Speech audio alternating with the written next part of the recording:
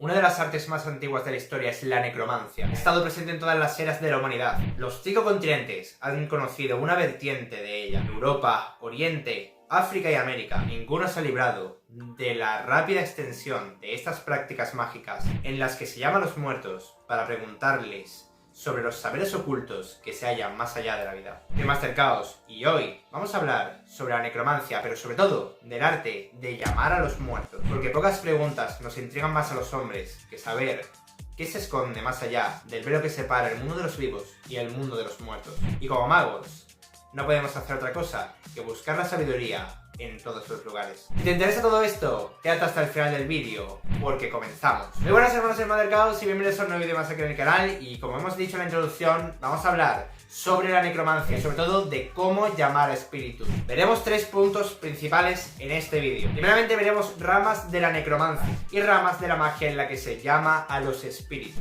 En el segundo punto hablaremos de métodos de contacto con los espíritus, así como de objetos usados durante generaciones para contactar con ellos y hablar con los mismos. Y finalmente, en el número 3, vamos a hablar de los métodos que se han usado para llamar a los espíritus de los difuntos, traerlos al mundo para poder preguntarles cosas. Si todo esto os interesa, vamos a comenzar, ahora sí, con el primer punto. El primer punto son las ramas de la necromancia. Antes de hablar de cómo llamar a los muertos, tenemos que entender que esto es un trabajo ritual que se hace siempre desde una rama de la necromancia. Cada una de estas ramas tiene una forma de trabajarse y es muy importante conocerla y saber con cuál decidimos quedarnos. Estos son trabajos bastante complejos y salvo que tengas cierto don de mediunidad, es muy recomendable que no se haga si no es bajo la supervisión de alguien que ya sea experto en esto o mínimo sabiendo que estás haciendo el trabajo desde las doctrinas de una rama de la magia que te establezca un camino seguro para lograrlo. Es decir, de antemano que no hay un camino completamente seguro para trabajar con los muertos. Esto siempre tiene cierto riesgo,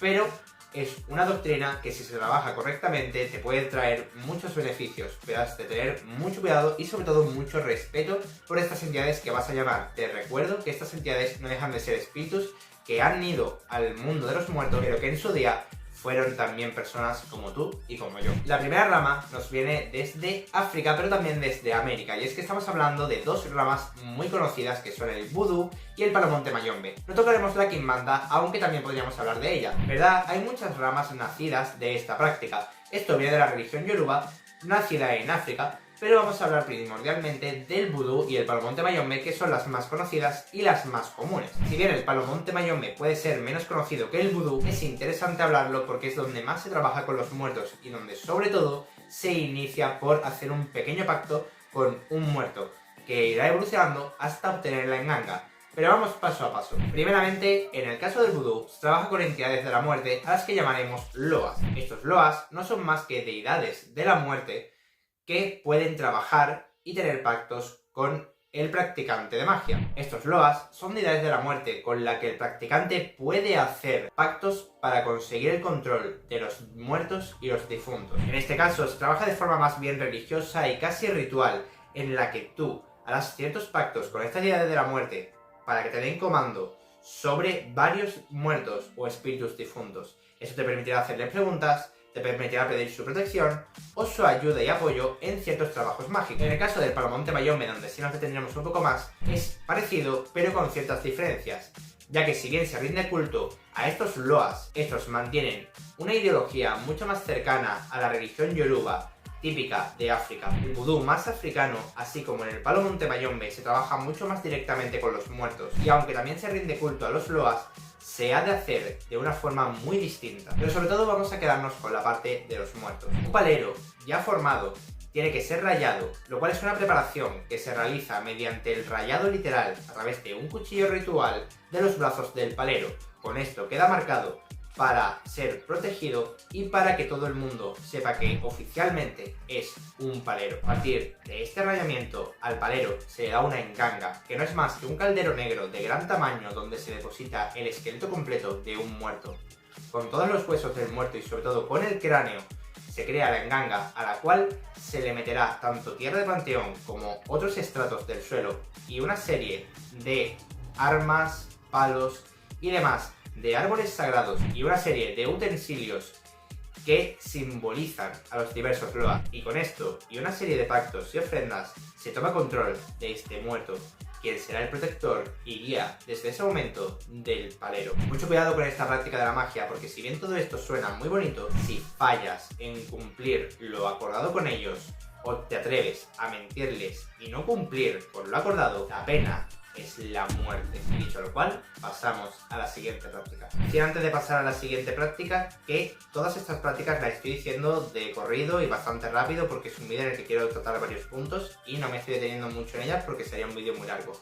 Pero por favor, que nadie intente practicar ninguna rama solo habiendo escuchado lo que se dice aquí. Muchas tienen un trabajo iniciático muy grande y son ramas muy preparadas y muy elaboradas. La siguiente es la necromancia europea. Esta es muy conocida y era practicada sobre todo en Grecia. Los griegos usaban este tipo de magia de forma ritual, yendo a panteones, donde tomaban los huesos de los muertos, así como los cadáveres, para hacer el llamado a los espíritus de los mismos. Casi toda la rama de la magia, como ya vais a ver, se trabaja con los espíritus usando sus huesos o sus cadáveres, ya que son el vínculo corpóreo y físico más cercano entre la persona y este mundo físico, o el espíritu en este caso.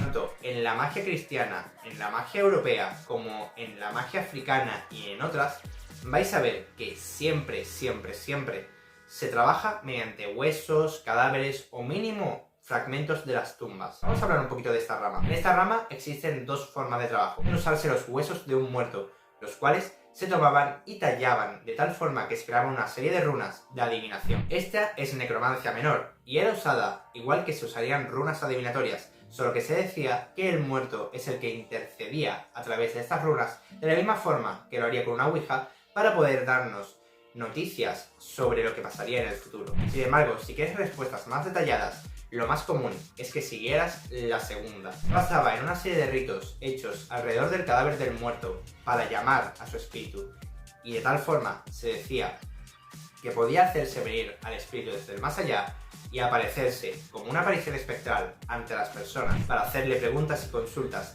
tanto de lo que hay en el más allá como de lo que pasa acá en el mundo físico. Sin embargo, también se dice, según esta fuente de creencias, que ciertas cosas del más allá no pueden ser contadas a los vivos, puesto que así lo han elegido los dioses. Mucho cuidado con lo que preguntáis, porque hay cosas que, según la tradición, no pueden ser reveladas a los mortales. El animismo. El animismo es muy importante de ser comentado aquí, ya que realmente es más una filosofía o doctrina en la que se cree que las personas tienen un ánima o espíritu, pero también se habla del ánima o espíritu habitante de diversas cosas. La gran mayoría de culturas del mundo han tenido alguna vez alguna práctica relacionada con el propio animismo. El animismo se cree que las personas, así como las cosas y los animales, tienen alma. Quiere decir que un simple cuchillo de cocina, un árbol o una mesa puede tener un ánima dentro. Y esto hace relación con los espíritus elementales que vemos en la Wicca y otras ramas de la magia. Esto ha sido practicado en todo el mundo, pero no directamente como una religión o como un modelo de trabajo. El animismo es una fuente filosófica de la cual se han sustraído varias culturas, religiones y prácticas mágicas como las que habéis visto. Lo que quiero decir es que estudiar el animismo es importantísimo si quieres luego meterte a cualquiera de las otras ramas que estamos diciendo en este punto. Dicho lo cual, pasamos con la cuarta rama de la magia y la última, y esta es muy poco conocida pero muy interesante. Esta rama de la necromancia se llama el Bon. El Bon es el animismo oriental. Antes del budismo ya existía el Bon y muchos lo han considerado como el satanismo previo al budismo de la zona oriental o asiática. Os recomiendo que os esforcéis mucho en aprenderos la cultura oriental si queréis trabajar esta rama. Sin embargo, si tienes la sabiduría budista, así como conocimiento de la cultura oriental, puedes llegar a sustraer varios de estos conocimientos, ya que la cultura budista, así como varias religiones orientales de la actualidad,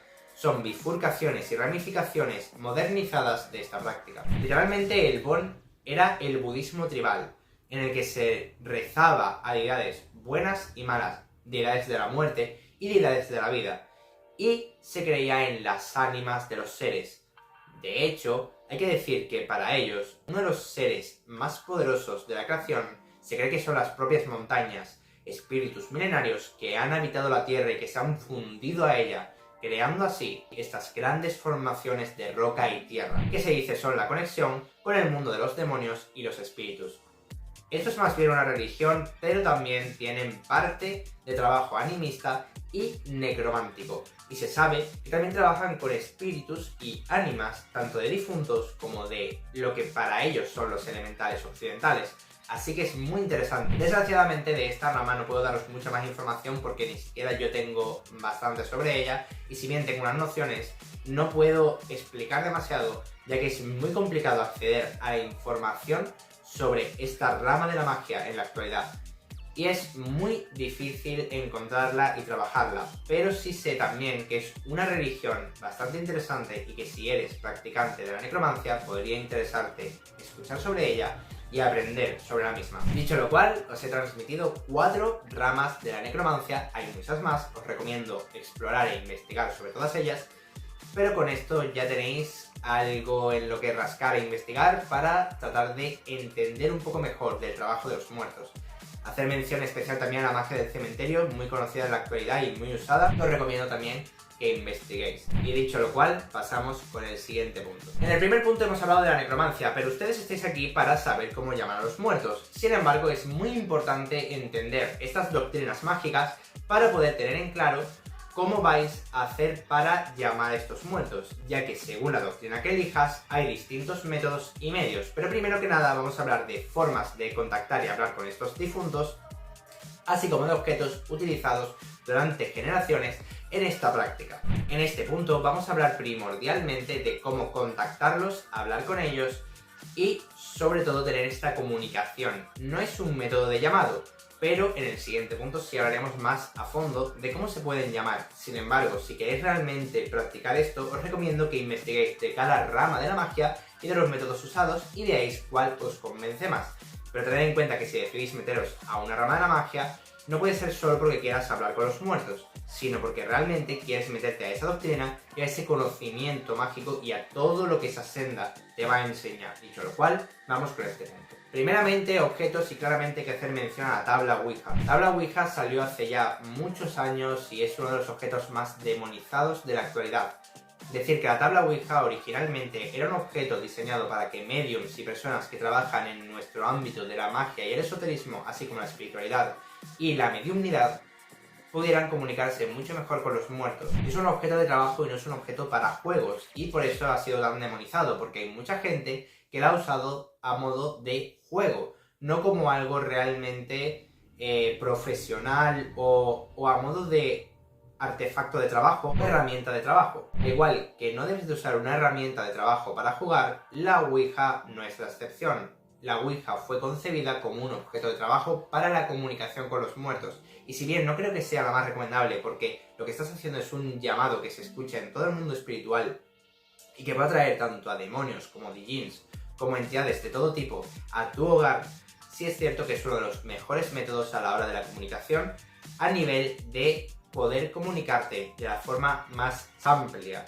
porque das lugar a muchas explicaciones de este difunto, mientras que a lo mejor con otros métodos son respuestas de solo sí y no. Así que si quieres recibir una respuesta pero te cuesta llegar a contactar o a trabajar el arte de la mediumnidad y poder verlos tangiblemente a estos espíritus, que yo de hecho en pocas veces he logrado ver un espíritu de forma tangible, sí es verdad que es una herramienta que si tienes el valor para usarla y aprendes bien a hacerlo de forma correcta y segura, he de decir que es bastante buena. Sin embargo, debido a que tiene bastantes riesgos, os recomendaría que no la uséis o la uséis siempre con mucha precaución y sabiendo muy bien lo que estáis haciendo. Seguimos con el siguiente objeto. El siguiente objeto, y muy poco comentado, son los péndulos. No me voy a detener mucho aquí porque literalmente es el mismo principio que la tabla Ouija. Mientras que en la tabla Ouija los espíritus mueven el cristal o vaso que se usa para marcar cada una de las letras, señales y demás, en el caso del péndulo, lo que van a modificar es la forma de moverse del péndulo. Si hacen que el péndulo gire, significa sí, y si hace que se mueva simplemente en oscilaciones lineales, significa que no. El péndulo lo que tiene de bueno es que es muy seguro y que realmente no tienes riesgo de estar abriendo una puerta para que esta entidad pase. Simplemente le estás dando permiso para mover el objeto usando su energía, y si es una entidad que te quiere ayudar, la va a hacer. Sin embargo, tiene una cosa mala, y es que solo te pueden dar respuestas de sí o no. Por ende, es la más segura, pero a la vez, desgraciadamente, es la fórmula más limitada, sería la palabra. También luego tendríamos el calero del palero, que hago la mención aquí, pero básicamente es literalmente el modo de conectar con ese muerto con el que has hecho el pacto. Literalmente es un punto de conexión con ese muerto en específico, y este muerto te va a transmitir toda la información que desees. Literalmente es un vínculo con él, pero solo puedes hacerlo con ese muerto de la enganga o caldero del palero. También hay que decir que, igual que esto, hay una vertiente europea que sería literalmente el altar de difuntos que se pone en Halloween. En Halloween se suelen poner altares de difuntos, y es verdad que hay muchos casos en los que la gente ha rezado y se ha puesto a meditar delante del propio altar, y de esta forma ha tenido conexión con los muertos. Así que a veces simplemente poner un altar y hacer una serie de ofrendas te puede ayudar a contactar con los difuntos. Y es muy recomendable para poder hablar una vez más con esos difuntos que hoy ya no están contigo, pero que en su día fueron tus hermanos, tu familia y tu gente. Así que si quieres hacerlo de una forma respetuosa y correcta, a través de algunas ofrendas en un simple altar tan sencillo como eso, puedes llamarlos a venir a pasar un día más contigo y a visitarte en esa noche mágica que es el Halloween. Y con esto habríamos hablado de los objetos, pero todavía nos queda en este punto las formas de poder hablar o entablar esta comunicación con ellos más allá de los propios objetos que se usan para el contacto. Una de las principales formas, y que no requiere de objetos, es la onironáutica. Es la rama de la magia que se encarga de trabajar con los sueños y tratar de generar tanto sueños lúcidos como distintas formas o modalidades del sueño. Ver desde sueños lúcidos hasta sueños de contacto y también sueños premonitorios. Aquí nos quedaremos con la segunda. Los sueños de contacto son sueños donde se nos aparecen espíritus de difuntos. Es muy común que los magos que trabajan la mediumnidad trabajen la onironáutica o trabajo de sueños para poder generar estos sueños de contacto, donde estos espíritus de difuntos se os aparecerán en sueños y os comunicarán información sobre vuestro futuro. Oseomancia. Oseomancia es el arte de trabajar con los huesos del difunto, y con esta es con la que se crean tanto estas talladuras hechas en hueso de la que antes hablamos, con la que se crean runas hechas de hueso, así como el trabajo de crear la enganga del palero. Los huesos de una persona te puedes comunicar con ella. También decir que, según dicen los paleros, no necesitas el cráneo de la persona, solo la coronilla o parte superior cortada del cráneo te serviría para poder contactar con ellos. Si bien esto no me parece muy ético ni muy moral en la actualidad, no deja de ser una de las ramas más conocidas de la magia y más usadas. Y si bien no recomiendo a nadie estar sustrayendo esqueletos, huesos y demás de los difuntos y de las tumbas, es interesante conocer esta práctica mágica. Y finalmente la mediumnidad, que se basa básicamente en llamar a los difuntos y verlos literalmente de forma corpórea delante de ti. Aunque no es completamente corpórea, realmente es una encarnación a medias, o básicamente que se presentan en forma de espíritu frente a ti, pero no tienen una materia tangible o física. Es lo que comúnmente se llama como el ectoplasma o materia espiritual, pero también hay quien dice que simplemente es que tú eres capaz de ver a estos espíritus, pese a que están hechos simplemente de energía. Eres capaz de percibir y ver estas energías con tu simple vista. No hay mucho que hablar de esta porque es muy conocida, pero básicamente solo la pueden aplicar personas que han entrenado su don de ver a los muertos, y si quieres acceder a ella lo que te recomiendo es que trabajes con tu tercer ojo, que ya haré un vídeo pronto sobre este tema y quiero traerlo en este año. Y finalmente vamos a aprender por fin a llamar a los muertos. Ahora que ya sabéis de ramas de la necromancia que podéis practicar y con las que podéis tener un camino iniciático con el que saber realmente cómo contactar con los muertos de forma segura, relativamente, y sobre todo bajo unas doctrinas que os permitan hacerlo de forma correcta, ahora toca llamarlos. Porque de nada te sirve saber los métodos para hablar con ellos si no eres capaz de traerlos aquí.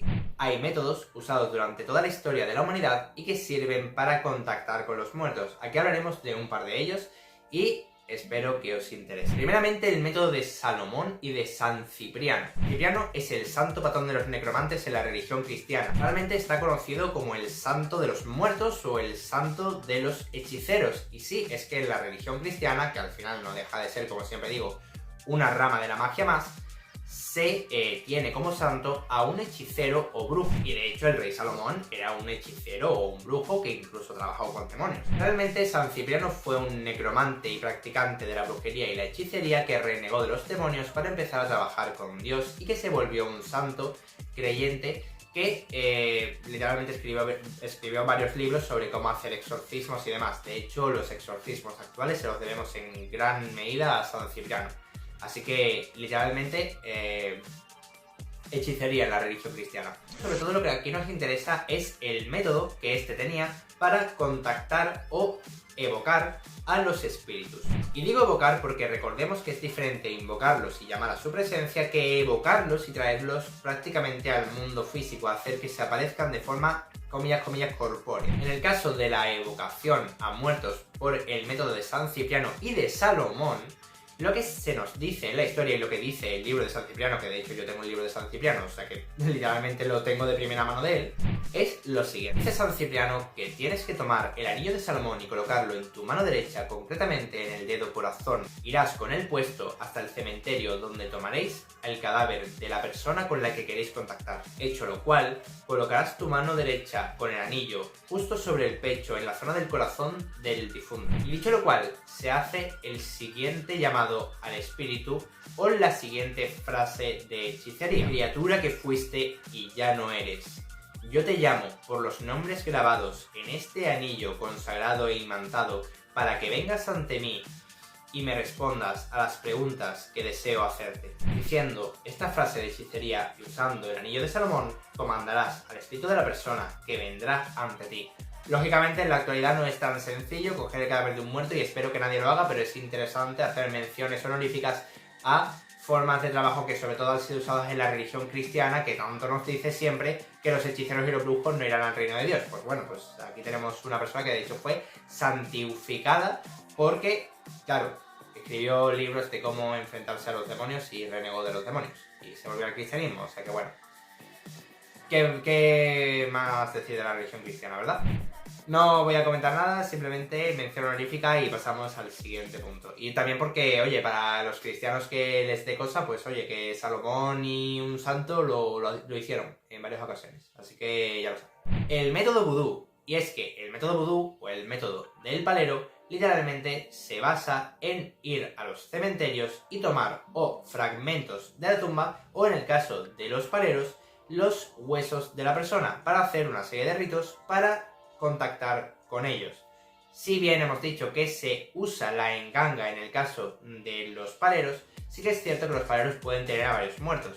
Si bien un palero tiene su enganga principal, hay una serie de mini engangas a las que se le llaman luceros, que son pequeños calderos de menor tamaño, donde siempre con una serie de ritos, con una serie de sustratos y de cosas que se tienen que introducir, que no es meter cualquier cosa, hay que consagrarlo, hay que trabajarlo de una forma especial, hay que saber qué se tiene que meter y todo eso requiere un trabajo y no es tan sencillo. Pero básicamente se coloca el cráneo de un difunto y se colocan estas cosas para crear el lucero, que viene siendo una versión menor de la enganga con la cual puedes llamar a los difuntos. Pero también se puede usar una serie de grabados y sigilos rúnicos que allí se les conoce como firmas de los loas. Son firmas, grabados y runas usados por los loas para el llamado a los mismos, así como para pedir sus virtudes a la hora de dominar a los muertos. Los grabados se suelen usar sobre todo en el vudú. Sin embargo, también se puede usar en el Palomonte Mayombe, pero son diferentes las firmas usadas en cada uno de ellos. Lo más importante aquí es que, ya seas un palero o un practicante del vudú, se usan los cuerpos o huesos de los difuntos para tomarlos, meterlos en gangas o colocarlos en algún tipo de altar o de zona y trabajar con ellos para el llamado a los difuntos. Pero también se puede usar simplemente fragmentos de las tumbas, tierra de panteón, etc. De hecho, es muy común usar restos de una tumba, como partir un pedazo de una tumba y llevarte un trozo de piedra de una tumba, para el llamado al difunto de la misma. Y finalmente el método de la magia del cementerio. En el caso del método de la magia de cementerios hay dos formas: usar restos de las tumbas o de algo que haya pertenecido al difunto y que se encuentra allí en el cementerio a la hora de su vida para contactar con él. Pero también hay vertientes en las que simplemente se trabaja con la energía del propio cementerio, es decir, puedes ir al propio cementerio y hacer llamados allí, porque realmente a lo mejor no te interesa contactar con un difunto en específico, sino que quieres que un muerto cualquiera venga y te ayude a descubrir cosas sobre el futuro o a consultarle cosas, o te da un poquito de igual cuál venga. O también algo muy típico y muy común es el uso de tierra de panteón y demás que se sustraen de los cementerios a tu casa o zona de trabajo, y mediante estos poder contactar con los difuntos del cementerio. Decir, ahora sí, llegados al final de este vídeo, que sé que estas prácticas son muy probablemente para muchos poco éticas, poco comunes y sobre todo magia que en la actualidad lo vemos bastante fuerte. Quiero decir realmente que la necromancia, al fin y al cabo, es una de las magias más usadas y que debemos de verlo al final como algo no natural a nivel que vayamos a estar haciéndolo, pero sí que deberíamos de dejar de demonizarlo tanto. Al final es una forma de tener una conexión con los espíritus que se han ido y que, si lo pensamos bien, no debería de verse tan negativamente. Lógicamente, desde el respeto más puro, siempre se pueden llevar a cabo estos trabajos y siempre sin tratar de hacer el mal. De hecho, aún a día de hoy hay muchos lugares donde la necromancia se practica y donde se dan casos muy comunes. Incluso en YouTube he llegado a ver casos de vídeos de gente que su hijo ha muerto en un accidente o porque alguien lo ha asesinado y que ha contactado con personas practicantes de la necromancia para que se haga un trabajo para que esta persona pague por haber matado a dicha persona difunta. Y para ello se usa necromancia y se usa el cadáver del propio difunto antes de ser enterrado. La familia lo lleva y, usando el cadáver y usando una serie de ritos, puedes hacer que o vincular el espíritu de esta persona difunta a la persona que le ha asesinado o que le ha hecho este daño o este mal, de tal forma que esa persona acabe pagando. No deja de ser una magia un poco oscura y que se puede usar para el mal, pero también decir que se puede usar para el bien. Y según de la forma en la que se use, podemos hacerlo pues siempre de forma bastante positiva. Es decir, que si lo que te incomoda es trabajar con las entidades o los espíritus de los difuntos, tomando sus huesos, tomando parte de los cementerios, lo que se puede hacer también es trabajar con los loas y deidades de la muerte para pedirles su apoyo a la hora de trabajar con estos difuntos y que ellos sean los que establezcan la conexión. Pero entonces no vas a poder pedir que un muerto en concreto venga.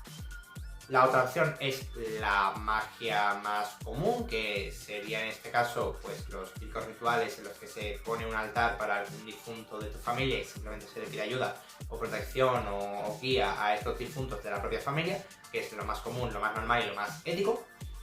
Y luego, si quieres una que también está ahí un poquito intermedia y que no es tan fuerte, podría ser la magia de cementerios, en la que se trabaja con tierra de panteón y demás. Eso lo saben mucho también en maldiciones, pero también se puede usar para fines positivos y ya es ver bien qué trabajo quieres realizar y para qué tipo de cosas quieres realizarlo.